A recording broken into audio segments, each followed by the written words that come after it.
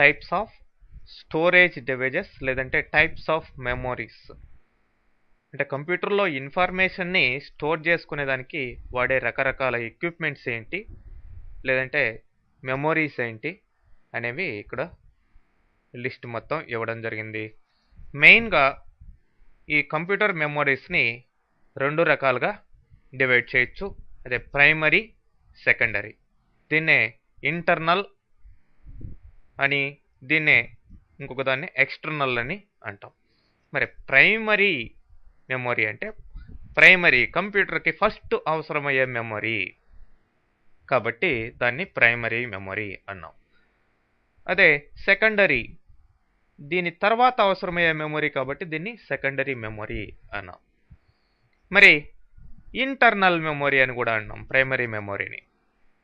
ఎందుకంటే కంప్యూటర్ లోపల CPU cabinet లోపల ఉంటుంది కాబట్టి దీన్ని ఇంటర్నల్ మెమొరీ అన్నాం. మరి సెకండరీ మెమొరీనే మనం ఎక్స్టర్నల్ మెమొరీ అని ఎందుకన్నామంటే ఇది బయట నుంచి మనం ఇచ్చే మెమొరీ కాబట్టి, ఫర్ ఎగ్జాంపుల్ ఫ్లాపీలు, సీడీలు, డివిడీలు ఇవన్నీ బయట నుంచి పెడతాం కాబట్టి ఎక్స్టర్నల్ మెమొరీ అని చెప్పేసి అన్నాం. మరి ప్రైమరీ మెమొరీకి సెకండరీ మెమొరీకి మెయిన్గా కొన్ని డిఫరెన్సెస్ ఉన్నాయి. ప్రైమరీ మెమొరీ అనేది చాలా స్పీడ్గా ఉంటుంది దేంతో కంపేర్ చేస్తే సెకండరీ మెమొరీతో. అట్లనే ఇది కాస్ట్లీగా ఉంటుంది, చాలా కొద్దిగానే ఉంటుంది quantity. Speed costly, less in quantity అన్నమాట. అదే ఇంకా అంతా కూడా ఆపోజిట్లో ఉంటుంది సెకండరీ మెమొరీ. దానికంటే స్లోగా ఉంటుంది, ఇది చాలా బల్క్గా ఉంటుంది, కానీ దానికంటే కాస్త చీప్గానే ఉంటాయి అన్నమాట సెకండరీ మెమొరీ పర్చేజ్ చేసేటప్పుడు. మరి ప్రైమరీ మెమొరీలో మళ్ళీ మనం చూసినట్లయితే ఇక్కడ 2 రకాలుగా వీటిని డివైడ్ చేయొచ్చు, ROM and RAM. Read only memory ROM, అదేవిధంగా random access memory RAM. First మనం రీడ్ ఓన్లీ మెమొరీ గురించి చూద్దాం. Read only memory only for reading purpose. జనరల్గా మనమైతే దాంట్లో ఏమి కొత్తగా రాసేది ఏమీ ఉండదు అని అర్థం అనమాట. అయితే ఇది దీంట్లో ఉండే ఇన్ఫర్మేషన్ పర్మనెంట్గా ఉంటుంది, అందుకని దీన్ని పర్మనెంట్ మెమొరీ అని కూడా అంటాం. మరి ఏముంటుంది దీంట్లో ఇన్ఫర్మేషన్ అంటే లాస్ట్ టాపిక్స్లో మనం చెప్పుకున్నాం, ఫర్మ్వేర్ అని చెప్పుకున్నాం. హార్డ్వేర్, సాఫ్ట్వేర్, ఫర్మ్వేర్ అని. మరి ఫర్మ్వేర్ అంటే కంప్యూటర్కి ఫస్ట్ స్టార్టింగ్లో ఇచ్చే ఇన్స్ట్రక్షన్స్ గల సాఫ్ట్వేర్ని ఫర్మ్వేర్ అన్నాం. పర్మనెంట్ సాఫ్ట్వేర్నే మనం ఫర్మ్వేర్ అన్నాం. మరి ఆ స్టార్టింగ్ ఇన్స్ట్రక్షన్స్ ఎక్కడ ఉంటాయంటే రామ్లో ఉంటాయి. అంటే అర్థం ఏంటి, కంప్యూటర్ దేని ద్వారా, ఏ ఇన్స్ట్రక్షన్స్ ద్వారా స్టార్ట్ అవుతుంది? రామ్లో ఉన్న ఇన్స్ట్రక్షన్స్ ద్వారా స్టార్ట్ అవుతుంది. ఓకే, దీన్నే జనరల్గా చెప్పాలంటే read only memory basic input output system Ram bias అని కూడా అంటాం. ఓకే, మరి ఈ రామ్లో మళ్ళీ రకరకాలుగా ఉన్నాయి. ప్రామ్, పిఆర్ఓఎం. ప్రామ్ అంటే ప్రోగ్రామబుల్ రీడ్ ఓన్లీ మెమొరీ, ఒక్కసారి ప్రోగ్రామ్స్ రాయొచ్చు అంతే. రెండోది ఈ prom, erasable programmable read only memory. ప్రీవియస్గా ఉన్న వాటిని ఎరేజ్ చేయొచ్చు, మళ్ళీ కొత్త వాటిని రాయొచ్చు, కాకపోతే ఆ ప్రాసెస్ చాలా క్రిటికల్గా ఉంటుంది అన్నమాట. అదే ఈ prom, electrically erasable programmable read only memory. Electrical signals ద్వారా ఈజీగా ఎరేజ్ చేయొచ్చు. అంటే ఈ ప్రామ్ కంటే ఇక్కడ ఈజీ ప్రాసెస్ అన్నమాట, ఎరేజ్ చేసి కొత్త వాటిని రాయడం.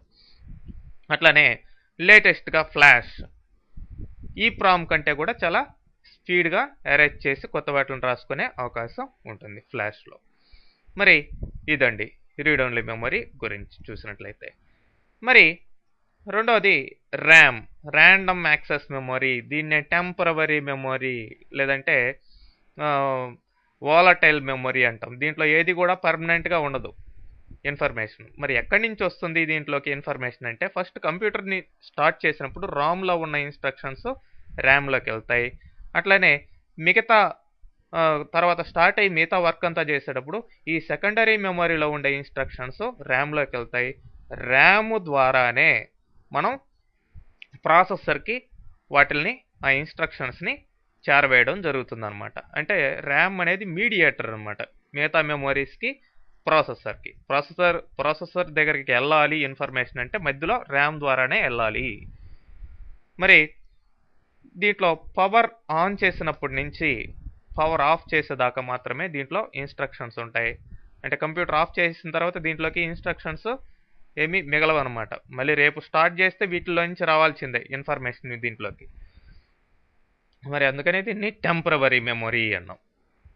మీరు ఏదన్నా ఒక ఫైల్ ఓపెన్ చేశారనుకోండి, ఆ ఫైల్ దేంట్లో ఓపెన్ అవుతుంది టెంపరవరీగా చెప్పాలంటే ర్యామ్లో ఓపెన్ అవుతుంది. మరి దాన్ని సేవ్ చేస్తేనే దీంట్లో మీరు టైప్ చేసిందంతా కూడా టైప్ చేసినా డ్రాయింగ్ చేసినా ఏం చేసినా సరే సేవ్ చేస్తేనే మళ్ళీ రేపు చూసుకోవచ్చు మీరు. మరి సేవ్ చేసినప్పుడు ఎక్కడికి వెళ్తుంది ఇది? ఈ సెకండరీ మెమొరీలోకి వెళ్తుంది. మరి రేపు ఓపెన్ చేస్తే ఆ ఫైల్ని మళ్ళీ ర్యామ్లోకి వచ్చి మీకు కనిపించడం జరుగుతుంది అనమాట. ఓకే, మరి అంటే దీంట్లో పర్మనెంట్గా ఉండదు కాబట్టి మరి పర్మనెంట్గా కావాలి అంటే వీటిలో సేవ్ చేసుకోవాలి. మళ్ళీ ఓపెన్ చేయాలి అంటే ఇక్కడి నుంచి ఓపెన్ అయ్యి ఇక్కడికి వచ్చి దీని ద్వారా మీరు ఈ ర్యామ్లో ఫైల్ ఓపెన్ అవుతుంది. దాని ద్వారా మీరు చూసుకోవడం జరుగుతుంది అనమాట. మరి ఇక్కడ ర్యామ్లో 2 రకాలు ఉన్నాయి, static RAM, dynamic RAM. So ఈ స్టాటిక్ ర్యామ్ అనేది స్థిరంగా ఉంటుంది. డైనమిక్ ర్యామ్ రన్ టైంలో అప్ అండ్ డౌన్స్గా ఎప్పటికప్పుడు రీఫ్రెష్ అవుతూ ఉంటుంది. సో డైనమిక్ ర్యామ్ అనేది మీకు స్పీడ్గా ఉంటుంది అన్నమాట. ఎప్పటికప్పుడు దాంట్లో ఉన్నటివి రీఫ్రెష్ అవుతూ ఉంటాయి కాబట్టి.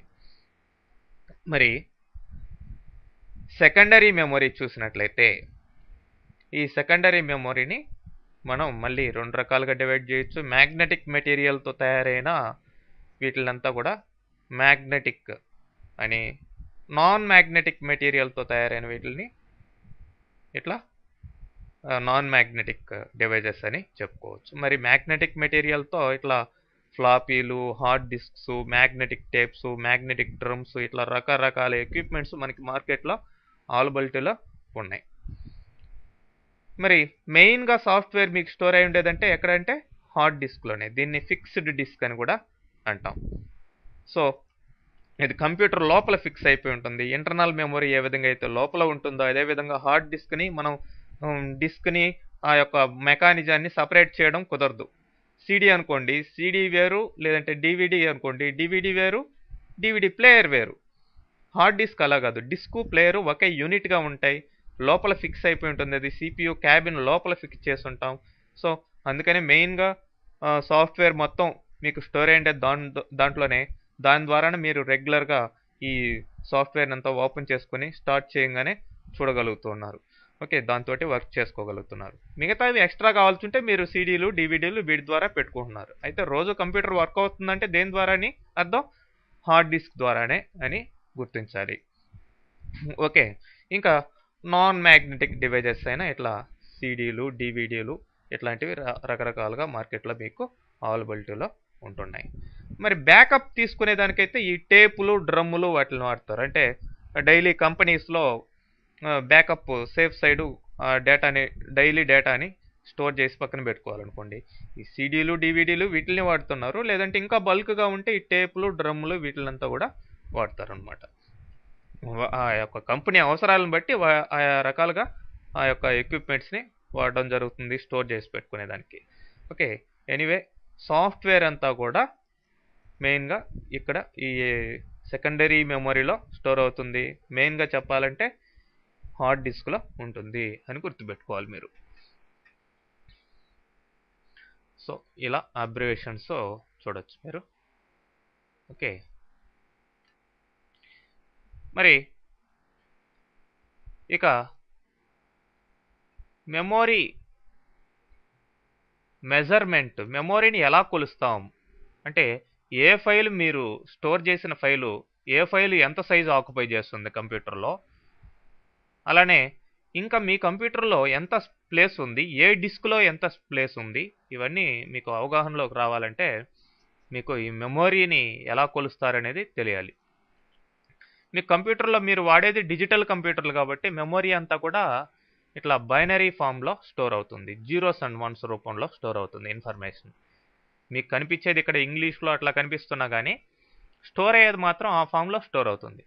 మరి ఒక జీరోని కానీ ఒక 1ని కానీ ఏమంటాం, ఒక బిట్ అంటాం. దీన్నే ఫుల్ ఫామ్గా బైనరీ డిజిట్ అని కూడా చెప్పుకోవచ్చు. ఇలాంటి 4 బిట్లు కలిపితే ఒక నిబ్బిల్ అవుతుంది. మరి 8 బిట్స్ కలిపితే ఒక బైట్ అవుతుంది. ఓకే, ఈ మెజర్మెంట్ని జనరల్గా మనం బైట్స్ ద్వారానే కొలుస్తూ ఉంటాం. మరి 2 బైట్స్ కలిపితే 1 వర్డ్ అవుతుంది.